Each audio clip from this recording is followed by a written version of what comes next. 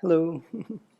So I was recently reading a brief account of Lama Atisha's life, and I found a little bit in there about the importance of bodhicitta.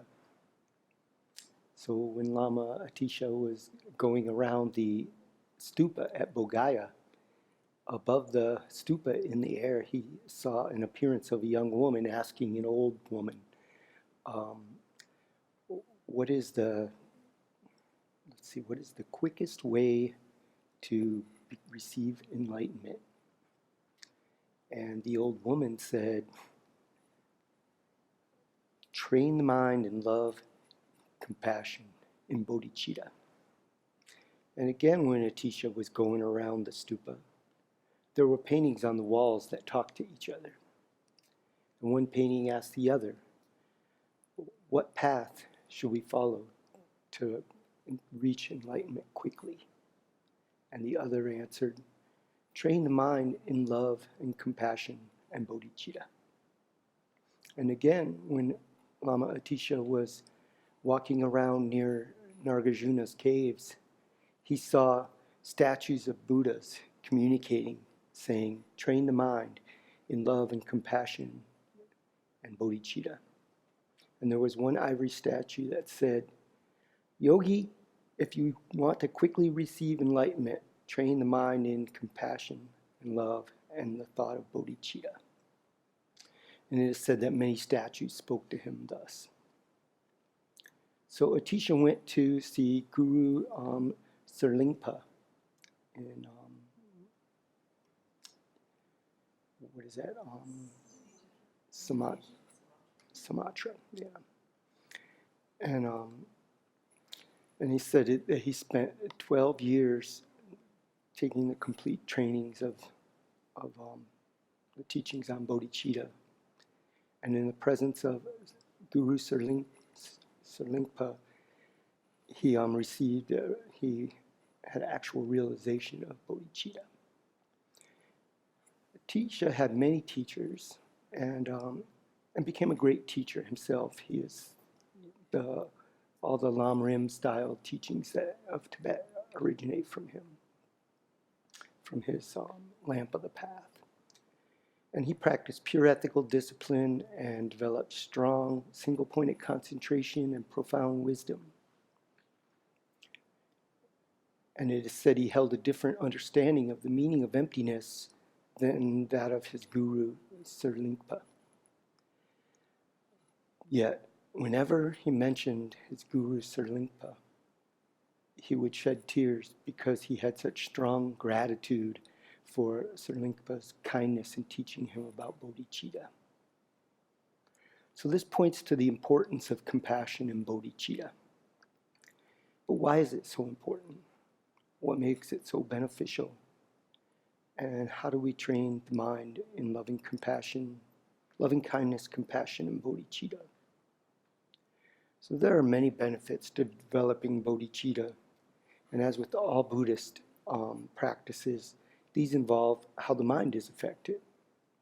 So in the Samyutta Nikaya, the Buddha is quoted as saying, "The world is led by mind and drawn along by mind. All phenomena are controlled by one phenomena, mind. And the root of samsara is in our mind. The root of samsara is the ignorance clouding one's own mind, the ignorance of that grasps at an inherently existent self of persons and all phenomena. And to be free of samsara and its sufferings, we need to develop the wisdom that knows the emptiness of inherent existence of all things. And what is it in samsara that we cling to most tightly? Our own self. We perceive ourselves to be inherently existent and cling to that wrong view as tightly as we can. And from that self-grasping ignorance comes the self-centered thought that is obsessed with our own concerns for happiness, even if that means interfering with or ignoring the concerns for others' happiness. There's a quote from His Holiness the 14th Dalai Lama that I like a lot. And I might be paraphrasing this well because I might not have it memorized very well, and I'm not sure where to find it again. The self-centered thought is the prison we must free ourselves and others from. And so how do we do this? With the wisdom, realizing emptiness, and bodhicitta. As Shantideva said in the Benefits of the Awakening Mind chapter of A Guide to the Bodhisattva's Way of Life, just as a flash of lightning on a dark, cloudy night for an instant brightly illuminates all, likewise in this world, through the might of Buddha, a wholesome thought rarely and briefly appears. Hence, virtue is perpetually feeble, the great strength of evil being extremely intense, and except for a fully awakened mind, by what other virtue will it be overcome? All the Buddhas who have contemplated for eons have seen it to be beneficial, for by it the limitless masses of beings will quickly attain the supreme state of bliss. If you've ever had to untie a difficult knot, you know that you can't do so while there's a lot of tension on the rope. You need to get some slack in order to loosen the knot. And this is how I see bodhicitta in relation to untangling our misconceptions of reality and developing the wisdom that knows emptiness. As long as we cling tightly to our misapprehension of the self and are pulled along by our self-centered thought, it is hard to have the clarity to see the emptiness of self and other phenomena. When we see things as the all-important I and mine, we cannot see them as they truly are. And so cherishing others, which is part of the basis for bodhicitta, is it's like getting some slack in the noose of self-obsession net so that we can untie the knots. And another way of thinking of that is to take this concrete view of ourselves and it softens it so that we can see how things really exist. And then when we're really hung up on our self-centered thought, our self-obsession, we just start holding that view very concrete because of that. So love, compassion, and bodhicitta have many benefits. When we have these as our inner guide, we act to benefit others and thus create virtue, and we cease harming them and thus abandon non-virtue. This protects us from creating negative karma that will ripen in our own suffering. We will be more peaceful internally, and we will create the causes and conditions to be harmonious with others also. And who would rather have discord with others and harbor anger rather than feel love and connection with everyone, which is the happier mind?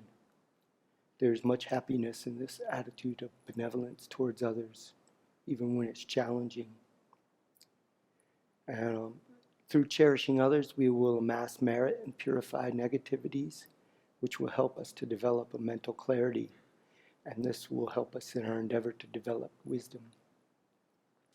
The list of the advantages of bodhicitta and cherishing others goes on and on. But really, the part I wanted to mention here is I've done so.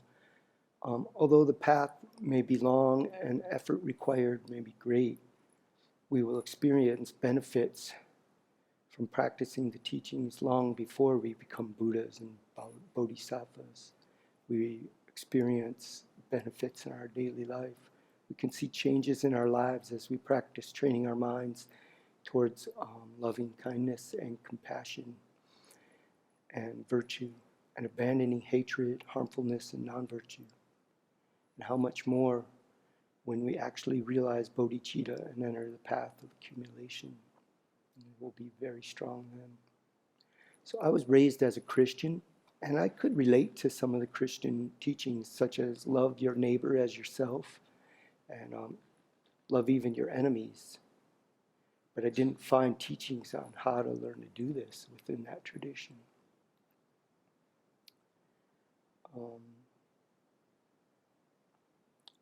So Buddhism has many teachings on these and many meditations for developing love and compassion and ultimately for bodhicitta.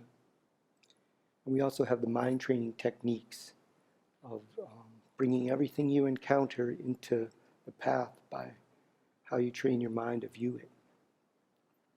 Some examples of this are seeing the kindness of those who often give us the opportunity to practice patience and fortitude in the face of adversity,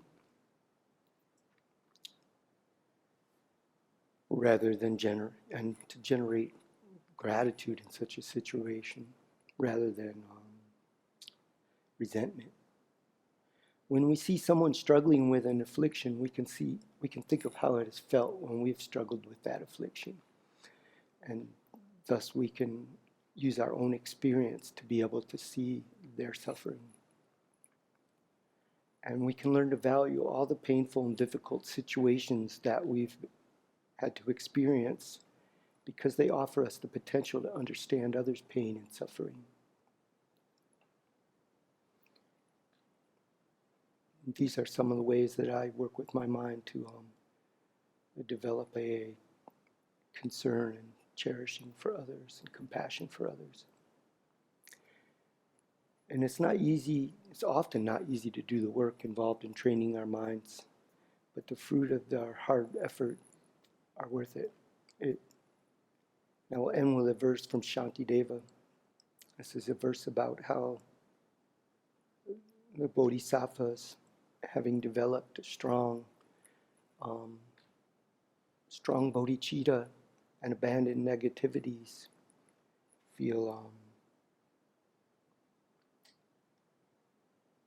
they become free from sufferings because their minds are clear of mental suffering at some stage, and they don't have the karma for physical suffering anymore.